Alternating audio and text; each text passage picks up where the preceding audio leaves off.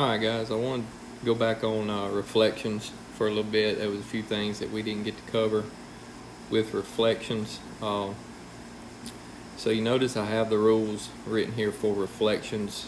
So if we're doing across the X or Y axis, these would be the rules you would use. If you notice, for each X and Y coordinate, for the X axis you multiply the Y by -1. Okay, basically just apply a negative to it.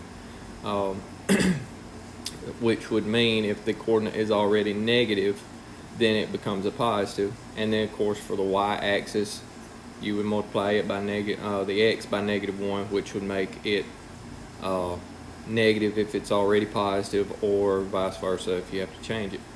But the simple thing is just for x-axis to reflect across the x-axis, multiply your y-coordinates by -1.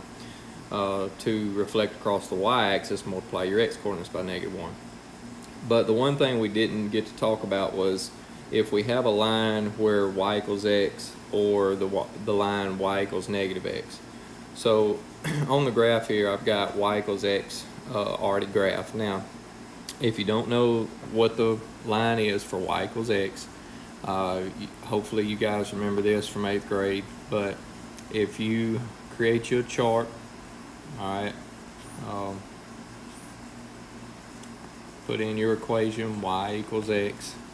For the x values here, I would choose -2, -1, 0, 1, and 2, and then plug it into your equation. So for y equals -2, or when x equals -2, it's just -2, so you're be -2.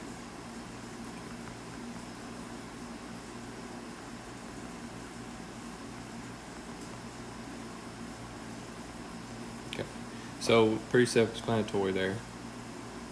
And what you do is you go to your graph and you actually graph those coordinates. So you would graph x is -2, y is -2. So I go down, or go left 2, down 2. And my graph is not quite on there, which I'll change that. But it should be right there. -1, -1. Okay, that one kind of landed on it. 0, 0. 1, 1, and 2, 2. Alright, let me change my graph real quick.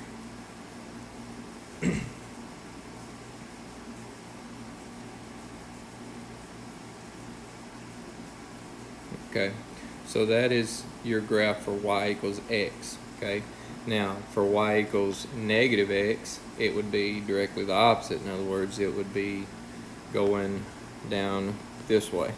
Okay, alright, so I will let you graph that one on your own if you need to. Now that we have our line graphed, what we want to do is we want to reflect this triangle ABC across y equals x. Well, to do that, if you'll look up here at the rule for y equals x, right there it states that we want to swap our x and y coordinates.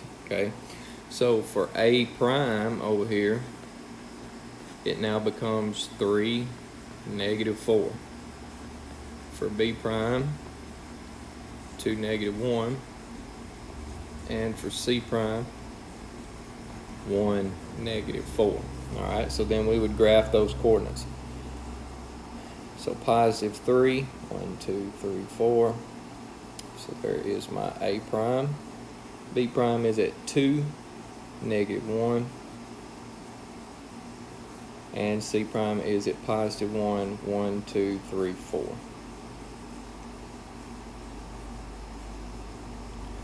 Alright, and I draw my figure, and that is a reflection across the y equals x.